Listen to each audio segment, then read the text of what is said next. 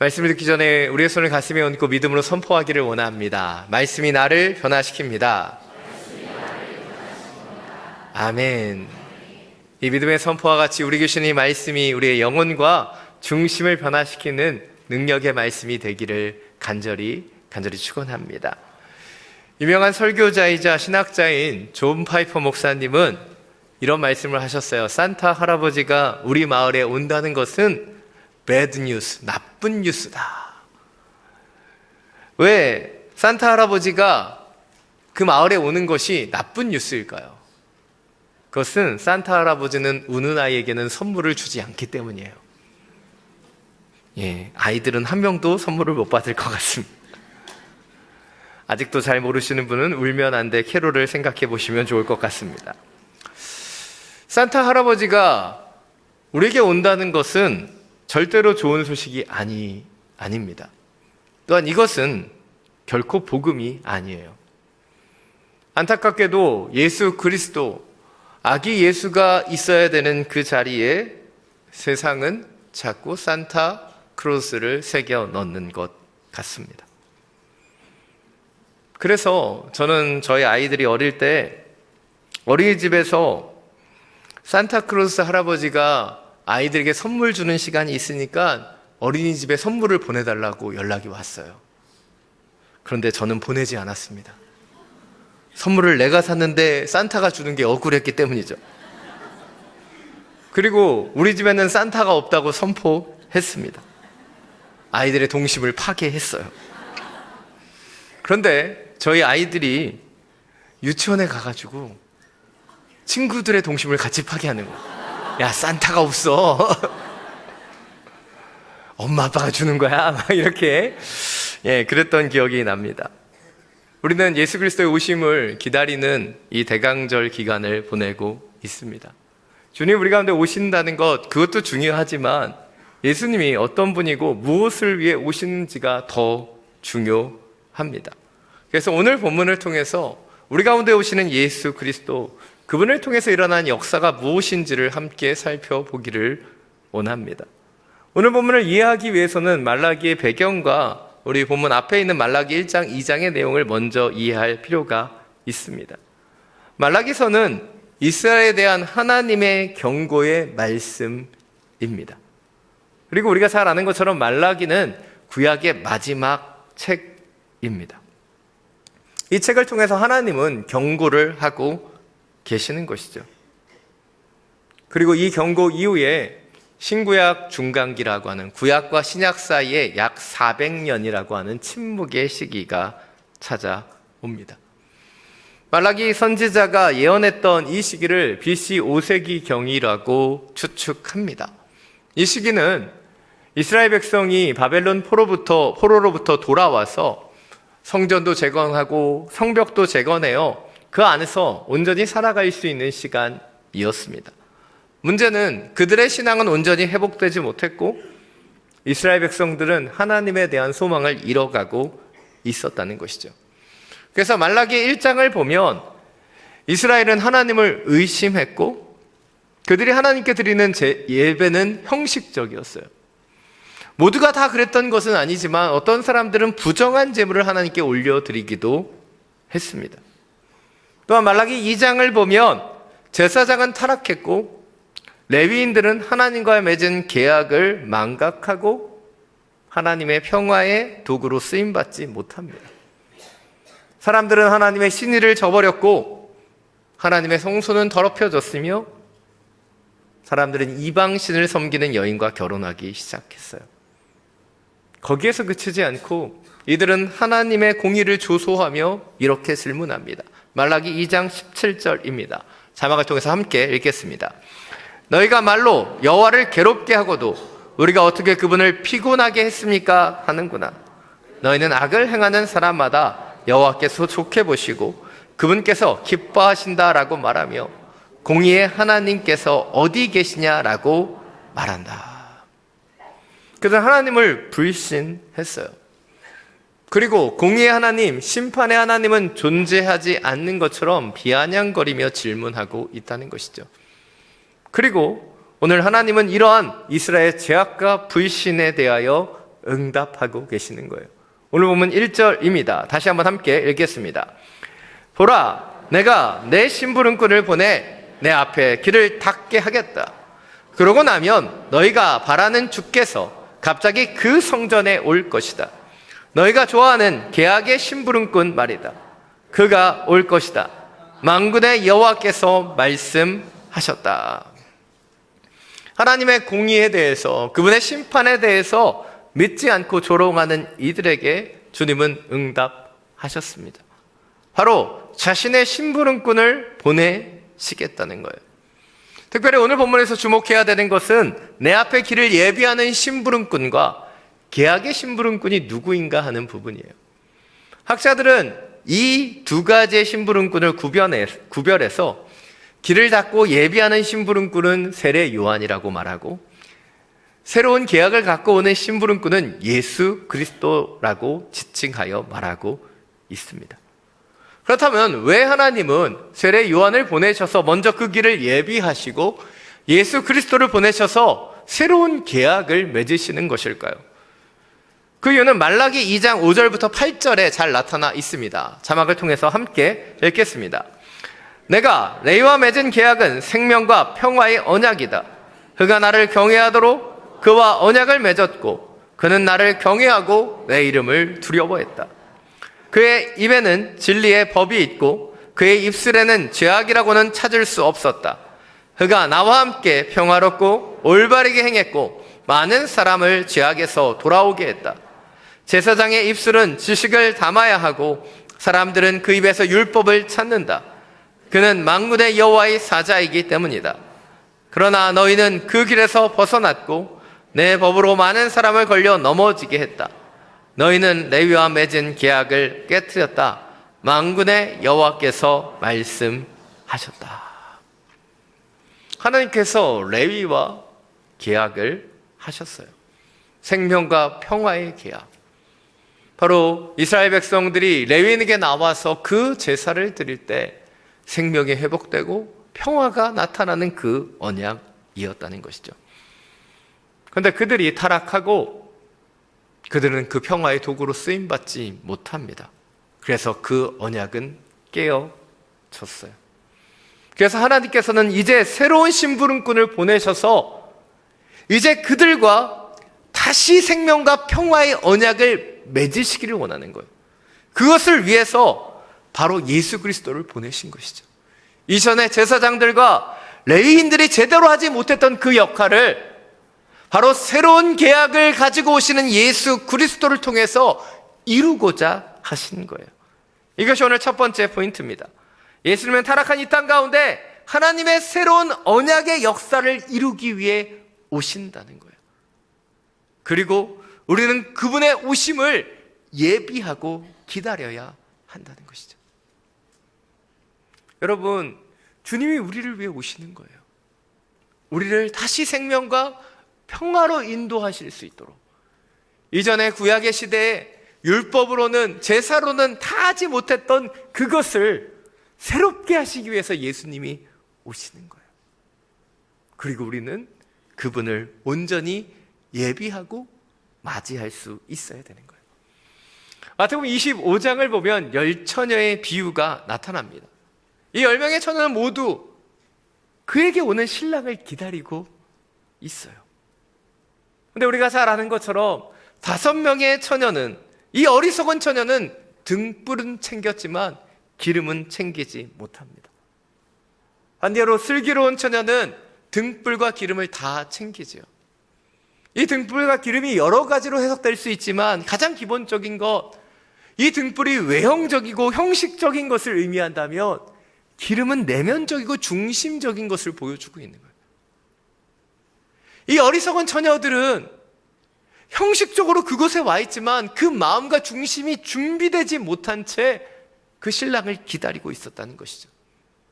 그리고 한밤중에 신랑이 왔을 때 등불은 있지만 기름을 가지지 못했던 어리석은 5 처녀는 신랑을 맞이하지 못하죠. 온전히 준비된 5 슬기로운 처녀만이 그 신랑을 온전히 맞이하게 되는 것이죠. 예수님은 2000년 전에 오셨고 그리고 다시 오십니다. 중요한 것은 오실 그분을 우리는 얼마나 기다리고 그분을 맞이할 수 있게 온전히 준비되어 있는가 하는 부분이에요.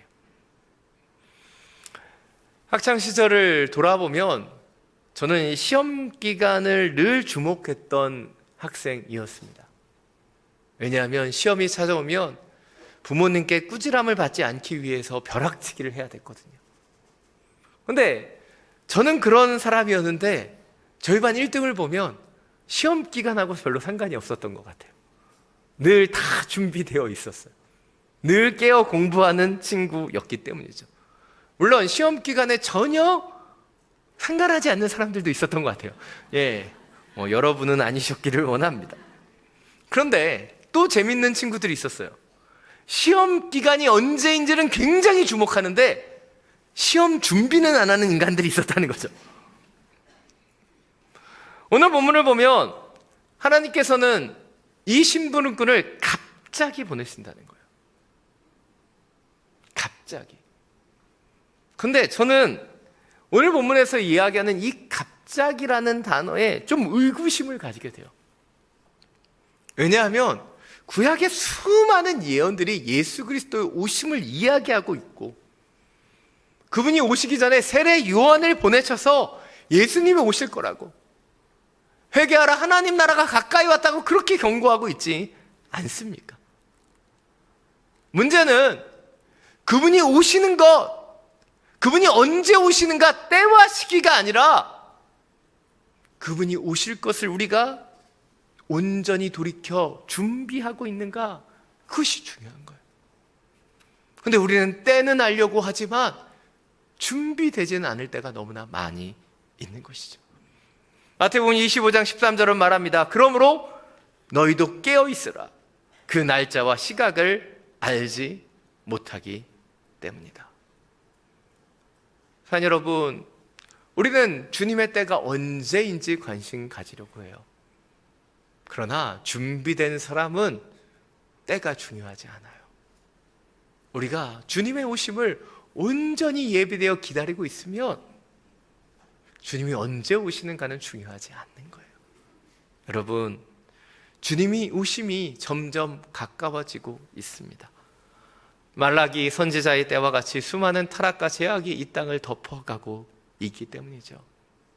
그러하기에 다시 한번 그 때를 알려고 하는 것이 아니라, 시기를 궁금해하는 것이 아니라 슬기로운 처녀와 같이 그 등불과 기름을 준비할 수 있는 하나님의 사람들이 되시기를 간절히 축원합니다.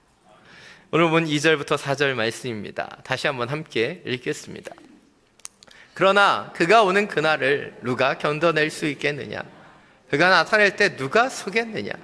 그는 금을 재련하는 사람의 불 같고 세탁하는 사람의 비누 같을 것이다.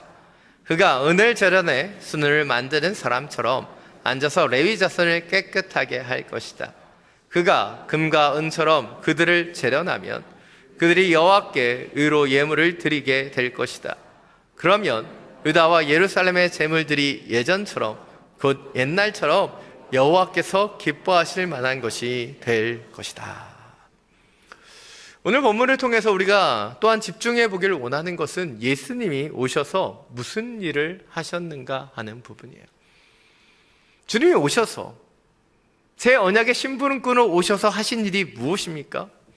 2절을 보면 금을 재련하는 사람의 불과 같이 세탁하는 사람의 비누와 같이 사람들을 정련하고 깨끗하게 하신다라고 말하고 있어요.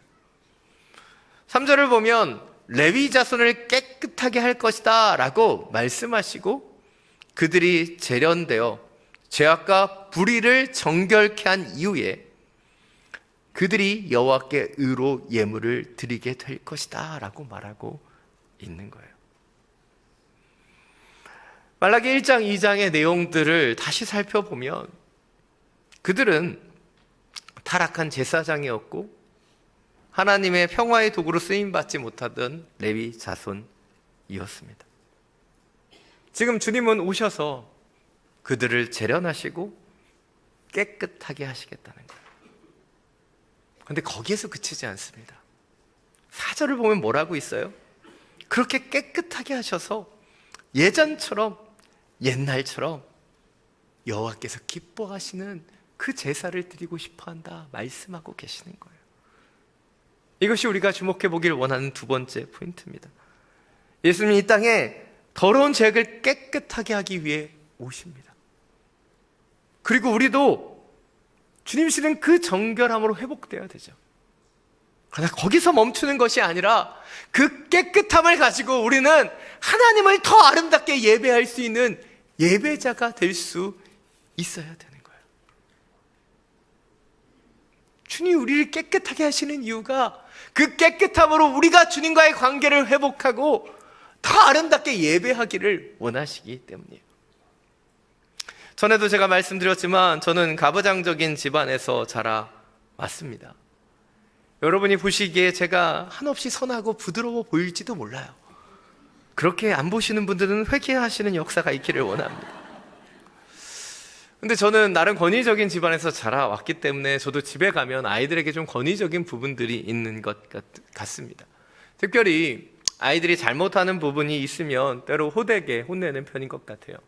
저의 아내는 별로 혼내지 않는데 저는 좀 그런 부분들을 바꿔줘야 된다고 생각하는 그런 경향이 있는 것 같습니다. 그래서 제가 혼을 내고 이런 부분들이 잘못됐다고 얘기하면 아이들이 그 얘기를 듣고 조금 지나서 아빠를 먼저 찾아와서 아빠 생각해보니 제가 잘못했네요. 제 잘못이 이런 것 같습니다. 라고 얘기하면 참 좋을 것 같은데 그렇지 않는다는 거예요. 오히려 지들이 잘못해서 제가 지적을 하고 화를 냈는데 아빠가 화를 냈다고 지들이 삐져요. 다 지들 좋으라고 한 이야기인데. 그렇다면 제가 아이들하고의 관계를 나쁘게 하지 않기 위해서 그들의 문제를 지적하지 않고 훈계하지 않고 그냥 내버려 두어도 될까요? 진짜 아이를 사랑하는 아버지라면 그들의 잘못을, 그들의 죄악을 묵인하지 않아요. 때로 관계가 힘들어질 수 있어도 지적하고 훈계하여 그들의 그 잘못된 부분을 고칠 수 있도록 인도하는 것이 아버지이기 때문이에요.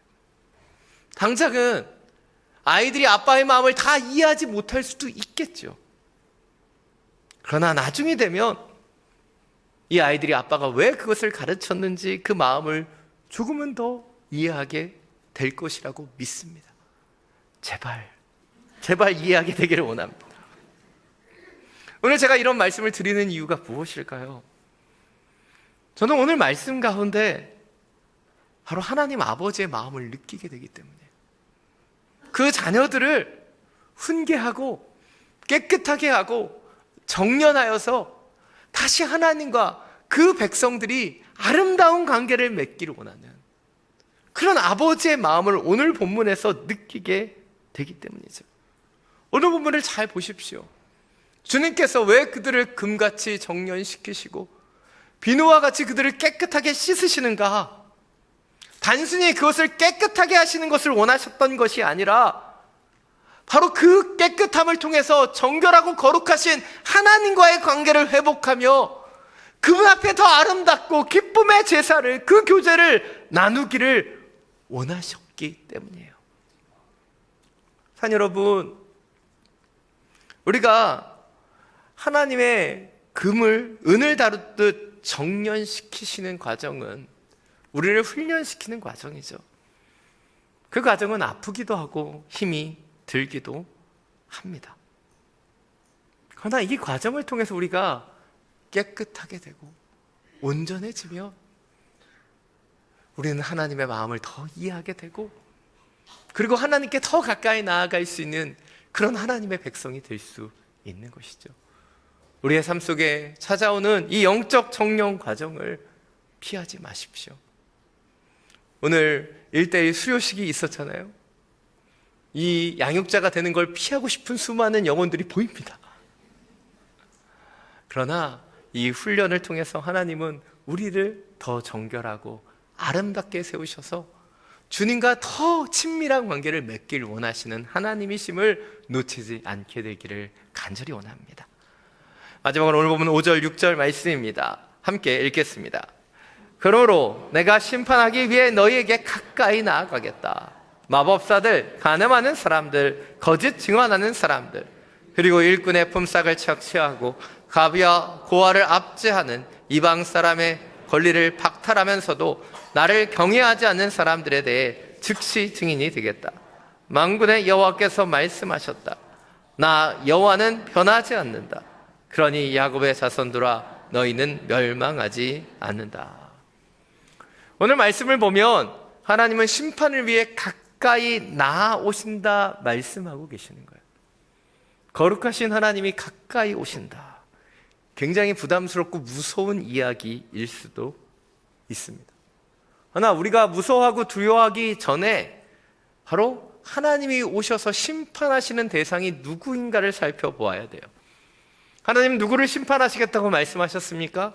마법사들, 간음하는 사람들, 거짓 증언하는 사람들, 일꾼의 품삯을 착취하고 과부와 고아를 압제하는 사람들, 하나님을 경외하지 않는 사람들에게 임하셔서 심판하신다라고 말씀하셨어요. 말라기 선지자의 이 예언, 이 심판은 모두를 향했던 것이 결코 아니에요. 하나님을 경외하지 않고 가증한 행위를 하는 자들에게 내려지는 것이 이 하나님의 심판이었다는 것이죠. 반대로 이런 하나님의 진노는 마법사가 아닌 사람들, 여러분 마법을 좀 하십니까? 그런 사람들에게는 임하지 않아요. 거짓 증언하지 않는 사람들, 간음하지 않는 사람들에게는 임하지 않습니다. 요즘 말로 인건비를 떼먹지 않는 사람들, 과부와 고아를 선대하는 사람들, 여호와 하나님을 경외하는 자들에게는 이 심판이 내려지지 않는 거예요. 여호와의 날은 악을 행하고 하나님을 떠나 있는 자들에게는 심판의 날이지만 주를 경외하는 자들에게는 구원의 날이요 회복의 날이기 때문이에요. 여러분, 하나님의 심판의 경고를 두려워하지 마세요. 우리가 온전히 서 있다면, 주님 안에 머물러 있다면 이 심판의 날은 구원의 날이요 회복의 날이기 때문이죠. 오늘 보면 6절을 통해서 하나님은 말씀하십니다. 나 여호와는 변하지 않는다. 그러니 야곱의 자손들아 너희는 멸망하지 않는다. 하나님은 말씀하고 계세요. 너희는 변할지라도, 너희는 요동하고 흔들지라도 나 여호와 하나님은 결코 변하지 않는다. 하나님의 긍휼과 사랑은 결코 우리를 떠나지 않는다고 말씀하고 계시는 거예요. 특별히 이 말씀을 당시 시대적인 상황 속에서 묵상해 보면 이것이 얼마나 놀라운 은혜인지 모릅니다. 자, 여러분, 말라기가 어떤 책이라고 말씀드렸습니까? 하나님의 심판, 경고가 담겨져 있는 책이죠. 그리고 구약의 마지막 책이에요. 이 책 이후로 400년 동안 하나님은 어떤 선지자도 어떤 말씀도 주시지 않았어요. 그러나 이 침묵을 앞에 두고 오늘 하나님은 그의 백성들에게 말씀하고 계시는 거예요. 이 침묵 가운데도 여전히 나는 너희와 함께하고 나는 너희를 사랑하며 너를 포기하지 않는 그런 하나님이다 라고 가르쳐주고 계시는 거예요. 너희는 변하고 너희는 흔들릴지라도 나의 너희를 향한 사랑은 결코 변하지 않는다 가르쳐주고 확증해주고 계시는 거예요. 이것이 오늘 마지막 세 번째 포인트입니다. 예수는 이 땅에 악한 자를 심판하시고 하나님의 사람을 구원하기 위해 오십니다. 그러기에 이 침묵의 시간 속에서도 우리를 결코 포기하지 아니하시는 하나님의 사랑을 기억하며 그 소망으로 우뚝 설 수 있어야 되는 거예요. 1945년 8월 6일 오전 8시 15분 일본군의 통신센터이자 병참 기지였던 히로시마에 미군의 원자폭탄이 떨어졌습니다. 우리가 너무나 잘 알고 있는 이야기입니다. 그런데 미군은 원자폭탄을 그곳에 투하하기 전에 히로시마에 모든 수단을 다 동원해서 경고의 메시지를 보냈어요. 히로시마에서 20km 이상 떨어진 곳으로 대피하라고. 그곳에 폭발이 있을 거라고. 그렇게 열심히 경고했어요. 그러나 대부분의 일본 사람들은 그 경고의 내용을 믿지 않았어요. 미군의 얄팍한 심리전이라고, 군사 전술이라고 여기고 무시해 버렸습니다. 이 경고를 듣고 히로시마를 떠났던 소수의 사람들은 생명을 건졌지만, 큰 재앙이 히로시마 이 큰 도시에 임할 수 있을까? 설마 나한테 이런 일이 있겠어? 라고 아니란 마음으로 그 경고를 무시했던 사람들에게는 원폭우로 인한 큰 비극이 임하게 되었습니다. 사랑하는 여러분, 미군은 왜 이 경고를 그들에게 보냈던 것일까요? 그 경고는 사람을 죽이기 위한 경고였습니까? 아니면 그 사람을 살리기 위해 경고했던 것일까요? 히로시마 원폭 투하에 대한 경고는 불과 며칠에 불과했어요. 그런데 하나님께서는 성경을 통해 2000년이 넘도록 계속해서 경고하고 계십니다. 왜냐하면 그들을 심판하기 원하시기 때문이 아니라 그들을 살리고 싶고 그들을 사랑하시기 때문에 경고하고 계시는 것이죠. 이 경고 속에서도 안일한 사람들, 마지막 날을 준비하지 않는 사람들은 결국 심판을 받게 되겠지만, 그 심판의 메시지를 듣고 그 경고를 들어 돌이켜 주님 앞에 돌아오는 자에게는 이 마지막 날은 회복과 구원의 날이 될 것입니다. 사랑하는 여러분, 만군의 여호와 그가 오십니다. 만군의 여호와 그가 오십니다. 타락한 이 땅을 새롭게 하기 위해서 그가 오시고, 더러운 우리를 정결케 하기 위해서 그가 오시며, 악한 자들에게는 심판, 믿는 자에게는 구원을 주시기 위해 그가 오십니다. 주님의 이 메시지를 듣고 다시 한번 우리의 영혼을 새롭게 하길 원하며, 우리를 살리기 위해 우리에게 생명을 주시기 오시는 예수 그리스도를 온전히 예비하며 기다릴 수 있는 그런 하나님의 사람들 되시기를 간절히 축원합니다. 이 시간 나의 하나님, 이 찬양 함께 부르고 주님 앞에 기도하며 나아가기를 원합니다. 나의 사랑, 너는 어여쁘고 참 귀하다. 어느 보석보다 귀하다. 내가 사랑스럽지 않을 때 너를 온전히 사랑하고 너와 함께하려 내가 왔노라. 주의 사랑, 이 사랑은 결코 변치 않아. 모든 계절 돌보시네.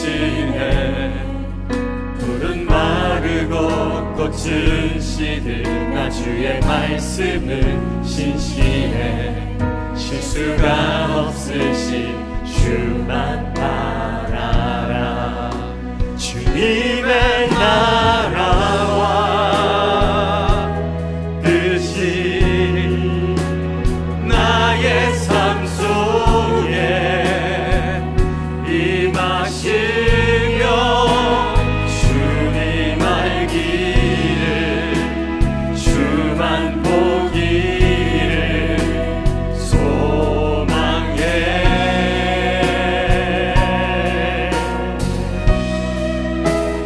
거룩히 살아갈 힘과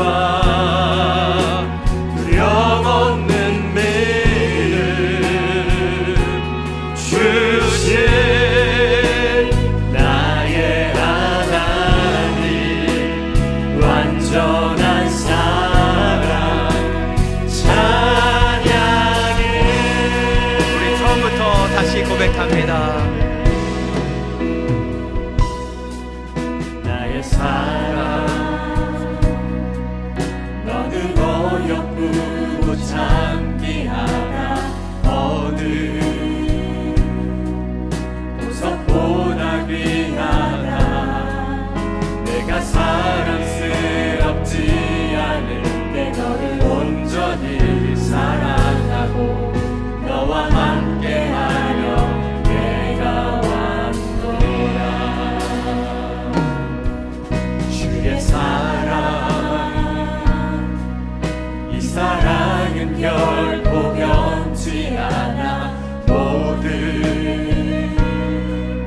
계절 돌보시네 푸른 마르고 꽃은 시드나 주의 말씀은 신실해 실수가 없으신 주만 바라나 주님의 나라와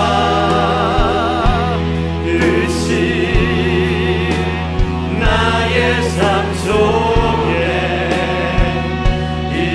임하시며 주님 알기를 주만 보기를 소망해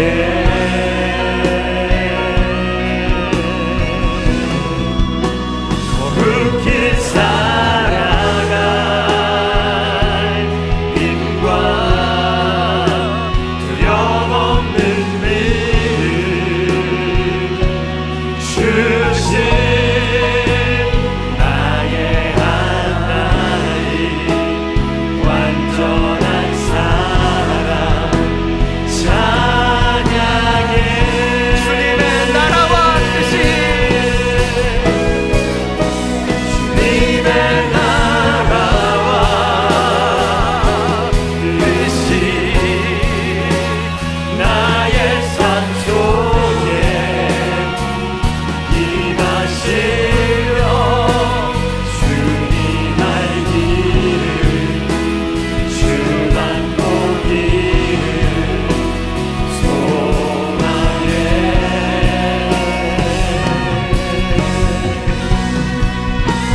거룩히 살아갈 힘과 두려움없는 믿음 주신 나의 하나님 완전한 사랑 찬양해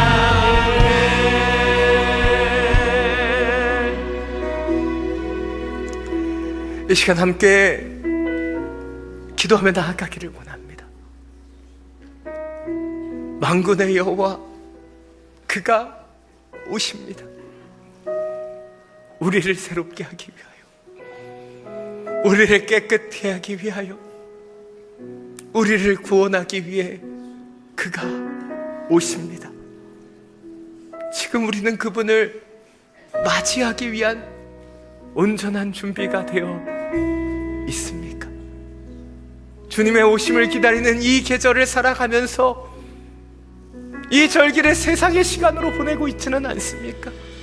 시간 기도할 때 주님의 오심을 기다리며 소망하는 하나님의 사람들 되게 해주십시오.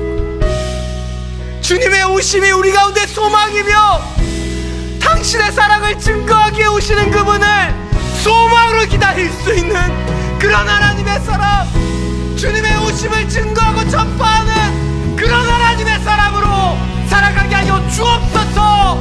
주님의 이름 한번 부르고 통성으로 기도하며 나아갑니다. 주여 나의 삶 속에 임하시며 신령과 중심 가운데 주님 찾아와 주십시오. 주님 우리를 구원하시오. 우리를 회복시키며 오시는 그 주님을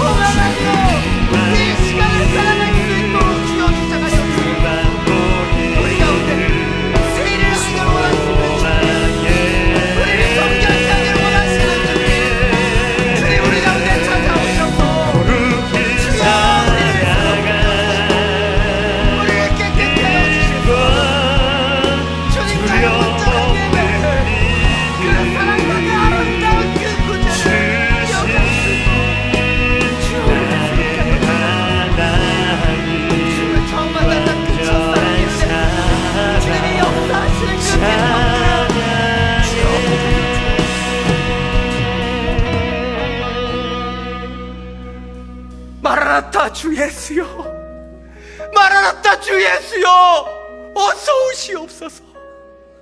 주님의 오심을 기다리는 이 시간을 성령으로 기름 부어주시사 이 기다림이 소망과 은혜의 시간이 될 수 있도록 주장하여 주옵소서.